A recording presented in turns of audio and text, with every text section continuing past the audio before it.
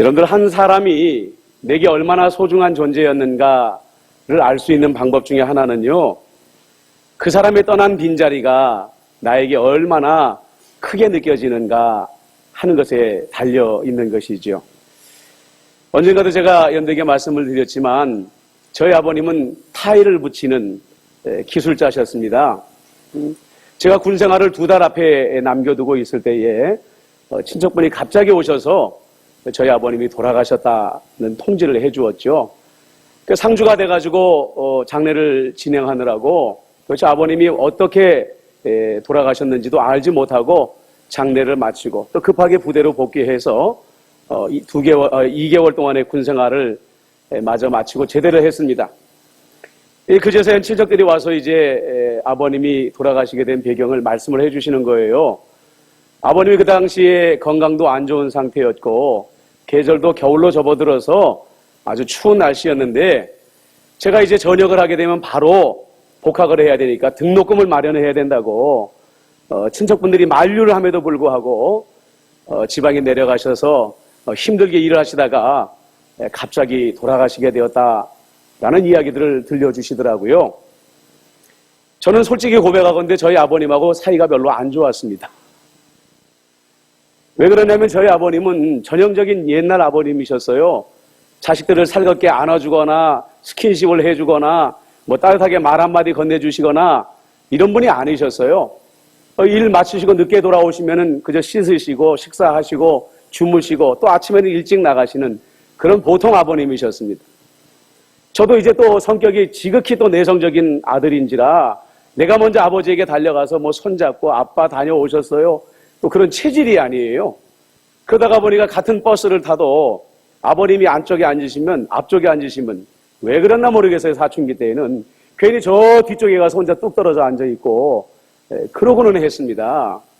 그러니까 뭐 아버지가 나를 사랑한다라든지 내가 아버지를 사랑한다라든지 알고는 있었지만 그렇게 마음에 깊게 경험이 되어지지를 않았어요. 그런데 아버님이 떠나고 나서 늘 아버님이 계시던 그 빈자리가 눈에 들어옵니다. 그리고 친척들이 해주셨던 그 말이 지금까지도 내 심장에서 떠나지가 않아요. 얼마나 안타까웠으면은 몸도 안 좋은데 그 추운 날씨에 타일 공사를 하시겠다고 그 먼 곳까지 가셨다가 그렇게 돌아가셨을까. 그제서야 아버지가 나를 사랑했구나. 이 미련한 자식이 그제서야 알게 되는 거죠. 여러분, 우리는 지난주에 부활절을 보냈습니다. 카톨릭은 부활절이 지나도 여전히 저 십자가에다가 예수님의 형상을 달아놓습니다. 예수님의 사랑을 말하고 싶다고 하죠. 그러나 우리 개신교인들은 부활절이 예수님의 승리를 기념하는 것이다 하여서 빈 십자가를 걸어놓고 있습니다. 여러분들은 저 비어있는 십자가를 볼 때마다 예수님의 빈자리가 느껴지십니까? 저 빈자리를 볼 때마다 예수님에 대해서 여러분들은 어떤 생각을 가지십니까? 저는 오늘 사도 요한의 이 말씀을 통하여서요, 우리 그리스도인들이 저 예수님의 빈자리를 볼 때마다 무엇을 느껴야 될 것인가 하는 것에 대해서 한번 나눠보려고 해요. 먼저 14절에 보니까 요한 사도는 이렇게 말합니다.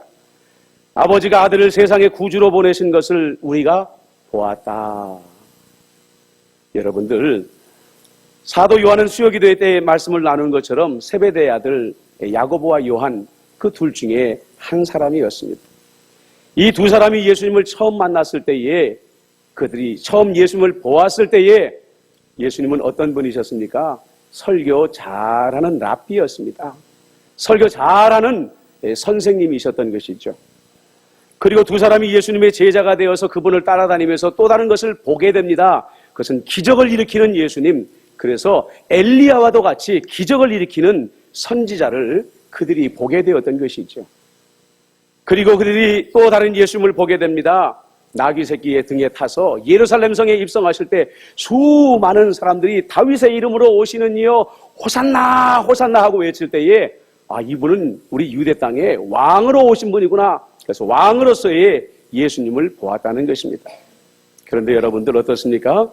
이 왕으로서 예루살렘에서 왕 노릇할 줄 알았던 예수님, 그래서 나는 예수님의 우편에, 야고보는 예수님의 왼편에 앉게 될 줄 알았는데 예수님은 십자가에 달려서 처형을 당하고 말았습니다. 우리가 잘 아는 것처럼 사도들 가운데 유일하게 예수님의 십자가를 끝까지 목격했던 사람이 바로 사도 요한이 아니었겠습니까?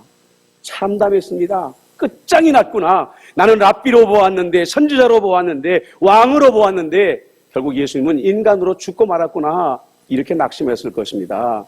그러나 사후로 사도 요한은 부활하신 예수님을 만나게 되고 십자가에 달리셨던 예수님의 그 빈 십자가를 목격하게 되었다는 것이죠.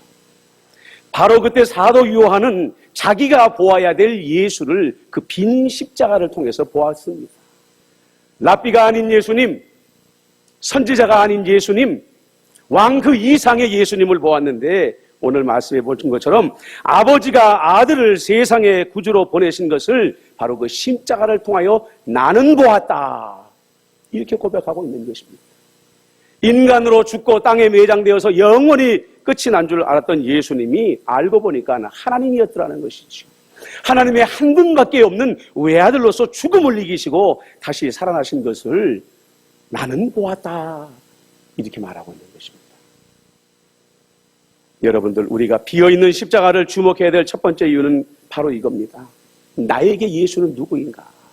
나는 저 십자가를 통하여 예수를 지금 누구로 보고 있는가라는 것입니다. 위대한 스승으로 보고 있는가? 아니면 한때 기적을 일으켰다가 사라진 위대한 선지자 중에 한 사람인가? 라는 것입니다. 교회에 다니지 않는 사람들도, 하물며 기독교가 아닌 다른 종교를 믿는 사람들도 이것을 부정하는 사람은 없습니다. 하물며 예수 믿는 사람들의 씨를 말려버리겠다고 중동 땅에서, 아프리카 땅에서 온갖 만행을 저지르는 이슬람교인들도요, 예수님이 기적을 일으킨 선지자라는 것을 부정하지는 않습니다.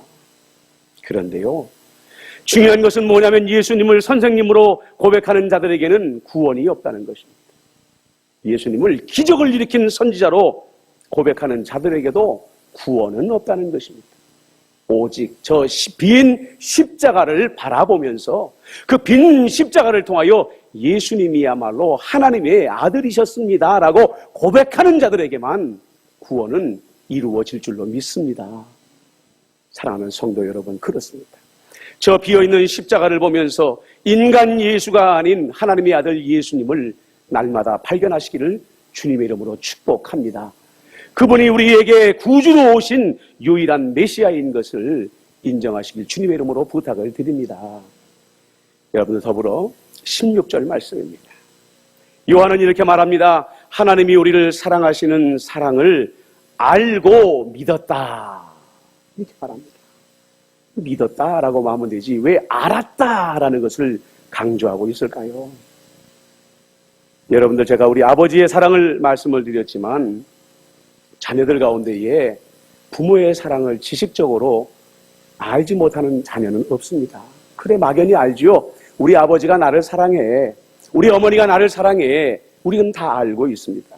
그런데 그것이 지식을 넘어서 아까 제가 말씀드린 것처럼 내 심장을 찌르듯이 전해지는 아버지의 사랑을 느낄 때가 있다는 것입니다. 어머니의 사랑을 느끼는 계기가 있다는 것이죠. 나는 몰랐는데 나를 위해 눈물을 흘리시는 그 모습을 볼 때, 나를 위해 땀 흘려 희생하는 아버지의 사랑의 땀방울을 볼 때, 그제서야 우리는 어머니가 나를 사랑했구나, 아버지가 나를 사랑했구나, 지식을 넘어서 경험하여 알게 되고 믿게 되어지더라는 것이죠. 기독교의 음악을 영어로 줄여서 CCM이라고 부릅니다. CCM. 요즘 이제 근래에 만들어진 복음성가들을 보통 우리가 CCM이라고 부르죠. 근데 이 CCM 가수로 활동하는 분 중에 박요한이라는 분이 있습니다. 한 40세 정도 되신 분인데요. 근데 이분은 미혼모인 엄마에게 태어나자마자 버림받은 아주 그런 안타까운 분입니다. 그런데 이분이 버림받은 지 얼마 안 돼가지고 예수님을 잘 믿는 부부가 자녀를 낳지 못했는데 마침 이 아이를 알게 돼가지고 거두어서 자기 아들로 키우게 되었다고 합니다. 그런데 이 아이에게는 입양된 사실을 알리지는 않았어요. 그래서 잘 사랑을 받고 성장하고 있었는데 하필이면 사춘기 때에 사촌 동생을 만났는데 이 사촌 동생이 철이 없으니까 형도 다 알고 있지? 뭘 알고 있어? 형 그 부모님에게 친자녀가 아니라 어렸을 때 입양됐잖아. 이런 얘기를 알려주게 된 거예요. 얼마나 충격을 받았을까요? 얼마나 놀랐을까요? 박유한이라는 분이 자기가 어렸을 때부터 엄마 아빠가 자기를 지극한 사랑과 정성으로 키웠다는 것을 모를 리가 없습니다. 그런데 왠지 모르게 마음 가운데 미움이 일어납니다. 원망이 일어납니다. 분노가 일어납니다. 그래가지고 그 미움과 원망과 분노를 자기 양부모님에게 다 쏟아부은 거예요. 아무것도 아닌 것 가지고 성질을 부리고 밖에 나가서 사고치고 돌아오고 엄마를 원망하고 부모를 저주하고 막 이러면서 세월을 보냈다는 거예요. 그런데 이 박요한이라는 분이 놀라는 사실을 하나하나 보게 됩니다. 그게 뭐냐면은 자기가 배 아파서 낳은 자식이 아닌 자기임에도 불구하고 그렇게 이유도 없이 까닭도 없이 화를 내고 원망하고 분노하고 이렇게 괴롭히는데도 불구하고 단 한 번도 이 양부모님이 자기에게 화를 내지를 않더라는 거예요. 꾸중을 하지 않더라는 거예요. 철없을 때는 그저 그러려냐고 넘어갔는데 장성하고 철이 들어가면서 이분들이 나를 낳아준 부모보다 더 큰 사랑으로 더 큰 인내로 나를 붙잡고 있었구나. 나를 사랑해 주었구나 하는 것을 그제서야 철들면서 자기가 깨닫게 되었더라는 겁니다. 그런데 여러분들, 하나님의 섭리라는 것이 얼마나 대단한 건지 몰라요. 이 어머니가 이제는 이 아들을 양육하느라고 몸이 다치고 마음이 다치고 하다가 보니까 신장이 완전히 망가져 버린 거예요. 그러니까 이 아들은 어때요? 자기 때문에 마음고생하다가 엄마가 몸이 망가졌으니까 어머니 내 신장을 어머니께 드리고 싶습니다. 이렇게 말하지만 여러분들 피 한 방울 안 섞인 아들의 신장이 이 어머니에게 맞을 리가 있겠습니까? 아들아, 그러지 말아라. 그러지 말아라. 젊은 내가 나에게 그럴 필요가 없다 거절을 하고 가족들 중에서 친척들 중에서 한번 기증할 만한 사람을 찾아봤는데 조직이 맞는 사람이 없는 거예요. 그래서 이제 아들이 다시 한번 강권합니다. 어머님, 그래도 모르는 것이니까 내 신장을 어머니께 드리고 싶어요. 조직 검사라도 받게 해주세요. 검사를 받았습니다. 그 조직 검사를 한 분은 의사 선생님은 그런 관계를 전혀 모르지요. 양부모의 관계라는 걸 전혀 모르니까 조직 검사를 해보고 아들에게 이런 말을 합니다. 야, 이 조직이 참 기가 막히게 잘 맞네요. 역시 아들의 조직이라 다르군요. 이렇게 말을 하더라는 거예요.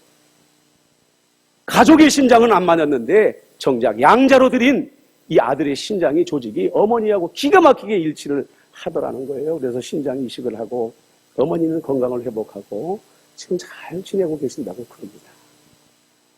사랑은 지식으로 아는 것이 아니라 경험하여 알게 되는 겁니다.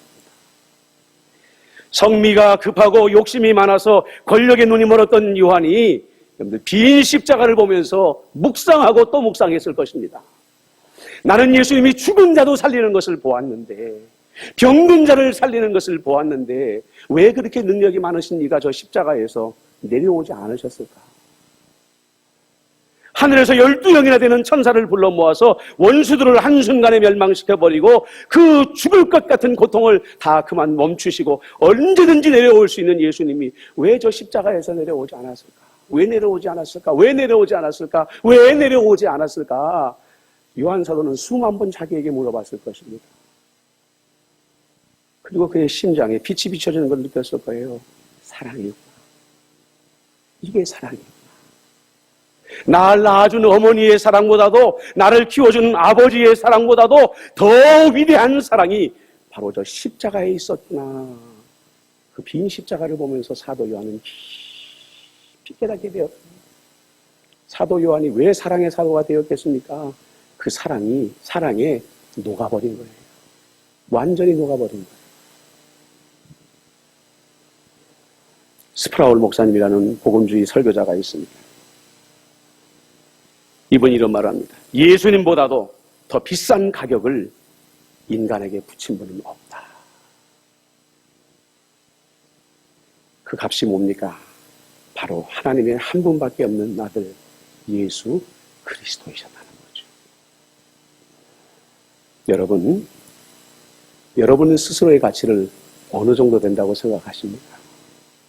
내 가치는 얼마나 될까? 아무리 여러분이 여러분 자신에게 후하게 가치를 매긴다고 해도요, 우리 예수님은 그러실 겁니다. 얘야, 너는 너 자신이 생각하는 것보다 내게 더 소중한 존재란다.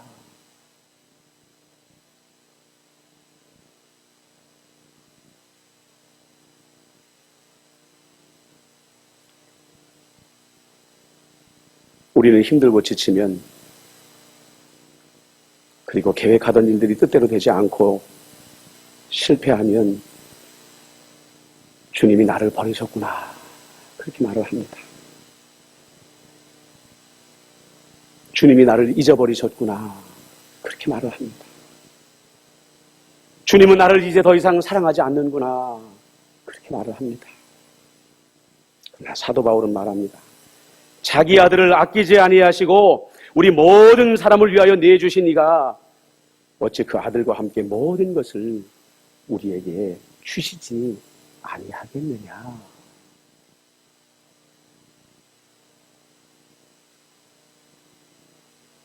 살아보니까 정말 힘들다는 말로만은 표현이 안 될 때가 있더라고요. 죽겠다, 죽고 싶다 라는 말이 입에서 저절로 터져나올 때가 있더라는 거죠. 그렇게 힘들고 지치고 죽을 것 같을 때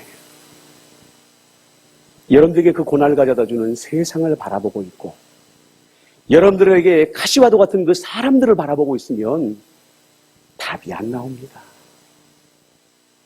원망만 나오고 불평만 나오고 쓴뿌리만 나오게 되는 것이죠. 힘들고 지쳐서 버림받았다고 생각해 되어지는 그때에, 나는 영원히 잊혀졌다라고 생각하는 그때에, 나는 사랑받지 못하는 존재라고 생각되어지는 그때에 여러분들 세상을 보지 마시고요, 사람을 보지 마시고요, 빈 십자가를 바라보시기를 바랍니다. 거기에 여러분들의 값어치를 자기 생명보다 더 소중하게 여기시는 예수님이 계십니다. 그분의 사랑으로 힘을 공급받으시기를 바랍니다. 그랬을 때에 여러분들은 고난의 광야길을 끝까지 걸어가고 통과하는 위대한 능력을 주님으로부터 받게 될 줄로 믿습니다. 마지막으로 사도 요한은 말합니다. 사랑 안에 두려움이 없고 온전한 사랑이 두려움을 내쫓나니. 여러분들, 어머니 모태 안에 있는 어린 아기 그런 생각 해보셨어요? 얼마나 답답할까? 그 좁은 공간 안에서 10개월 동안 깜깜한 곳에서 얼마나 불안할까? 그런데요, 인간의 모든 역사 가운데 가장 평안하고 가장 두려움이 없는 때가 언제였느냐? 어머니의 그 좁디 좁은 깜깜한 공간에서 10달 있을 때가 인간의 모든 역사 가운데에 가장 평안을 누리는 때라는 겁니다. 왜죠? 가장 완벽하게 내가 어머니의 사랑 안에 머물러 있다라고 느끼는 때가 바로 그때이기 때문에 그래요. 그래서 모태 안에 있는 아기는 두려움이 없습니다. 모태 안에 있는 아기는요, 염려가 없습니다. 근심이 없습니다. 두려움이 없는 것이죠. 그때 이 어린 아기는 어머니의 사랑을 무엇으로 느끼는지 아십니까? 어머니의 심장 박동 소리를 통해서 느끼는 거예요. 두근, 두근, 두근 소리를 들릴 때마다 마치 그 소리를 통하여 어머니가 내가 너를 사랑한다, 내가 너를 사랑한다, 지금 내가 너를 지키고 있다라는 소리로 이 어린 아기에는 들리고 있다는 것이죠. 그래서 여러분들 보세요. 엄마의 박동 소리를 녹음하는 녹음기가 있잖아요. 그래서 엄마가 직장을 나가거나 아니면 외부에 외출할 때에 그 심장 박동 소리를 녹음했다가 어린 아기에게 들려주면 보채던 아기도 편안히 잠들게 된다고 하지 않습니까? 왜냐? 그 심장 박동 소리를 들을 때마다 조금 전에 말씀을 드린 것처럼 엄마가 나를 사랑한다, 엄마가 내 곁에 있다, 엄마가 나를 지킨다 라는 것으로 알고 있기 때문에 그 어린 아기가 평강을 느낀다는 거예요. 하물면은 언젠가도 내게 말씀을 드렸지만 이미 의사에게 사망 선고를 받은 어린 아기, 그 어린 아기를 놓을 수 없어서 엄마가 품 안에 안고 있었는데 그 어머니의 따뜻한 품 안에서 어린 아기가 다시 살아났다는 기적과도 같은 일도 우리가 듣고 있지 않습니까? 사랑은 두려움을 내쫓는 것입니다. 그렇습니다, 여러분들. 우리는 모두가 두려움이 없는 세상을 살아가기를 원하지만은 두려움 없는 세상 속에 살아가기는 힘든 것입니다. 아니, 불가능한 것입니다. 재정의 어려움이 우리를 덮칠 때에 우리는 두려움을 경험합니다. 눈앞이 깜깜해지는 두려움을 경험하게 됩니다. 질병의 통보를 받게 되었을 때에 그것이 난치병이고 불치병이라는 이야기를 듣게 되면 우리 눈앞이 깜깜해집니다. 두려움이 내 영혼을 집어삼켜버리고 마는 것입니다. 자녀들을 볼 때마다 이 앞이 보이지 않는 세상 속에서 우리 자녀들이 어찌 살아남을까를 생각하면은요, 눈앞이 캄캄해집니다. 대학은 어떻게 들어갈 것인가? 어떻게 직장에 들어갈 것인가? 어떻게 가정을 이룰 것인가? 언제 집은 마련할 것인가 생각해보면 앞이 노래지는 거예요. 두려움밖에는 없는 것입니다. 그때 사도 요한은 말합니다. 주님의 사랑 안에 들어가라. 주님의 사랑 안에 머물러라. 다른 말로 말하면 예수님의 십자가 사랑 안에 들어가서 머물러서 그 사랑을 꽉 붙잡고 있으면, 머물러 있으면 그 사랑이 너희 안에 있는 두려움을 몰아낼 것이다. 이렇게 말하고 있는 것이죠. 예수님을 몰랐던 다윗은 하나님을 나의 산성, 나의 요새, 나의 피난처 이렇게 고백을 했습니다. 이건 뭐예요? 하나님의 품을 어머니의 태처럼 생각했다는 거예요.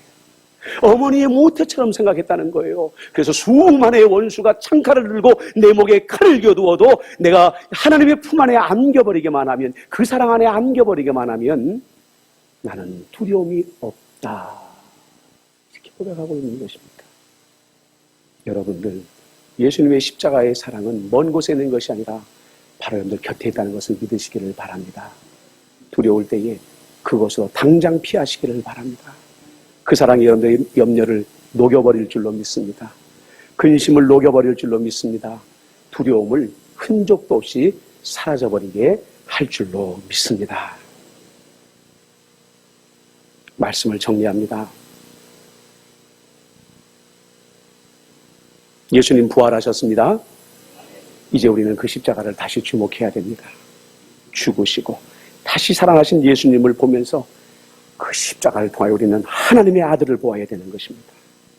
그리고 죽기까지 우리를 사랑하신 예수님의 사랑을 다시 알고 다시 믿어야만 합니다. 그래야 그 사랑이 우리 안에 있는 두려움을 몰아내고 우리로 하여금 다시 세상을 향해 도전할 용기를 주게 될 줄로 믿습니다. 잠시 우리 한번 마음을 모두어서 기도했으면 좋겠습니다. 이 시간에 우리가 기도할 때에 주님의 십자가를 다시 주목하겠습니다. 그 십자가를 통하여 하나님의 아들 그 능력을 보게 하여 주시고 위대한 사랑을 보게 하여 주시고 그 사랑 안에 피하게 하여 주시옵소서. 그리하여 두려움이 없을 수는 없으나 이기는 법을 배우게 하여 주시옵소서. 우리가 두 손을 모으고 간절히 우리의 마음을 다하여 잠시 한번 기도하겠습니다. 기도합니다. 살아계신 예수,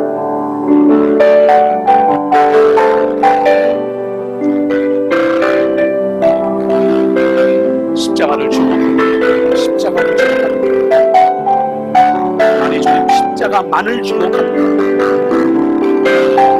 그 십자가에서 우리는 하나님의 위대한 아들을 만나게 하여 주옵소서. 죽음을 이기시고 승리하신 예수님을 다시 만나게 하여 주옵소서. 세상에서 소외되어지고 버림받았을 때에 나를 위하여 그 고통 다 짊어지시고 끝까지 포기하게 하시고 물과 피를 쏟으신 예수님의 그 위대한 사랑을 알고 믿게 하여 주옵소서. 예수님, 그 사랑 안에 피하기를 원합니다. 그 사랑 안에 내가 숨기를 원합니다. 그리하여 내 안에 있는 두려움과 두려움을 원합니다. 세상이 줄 수 없는 평강을 내가 누리기를 간절히 원합니다. 주의 십자가 안에 숨기를 원합니다. 위대한 사랑에 피하기를 간절히 소원합니다.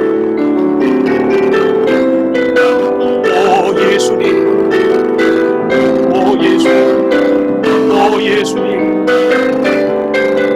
오 예수님.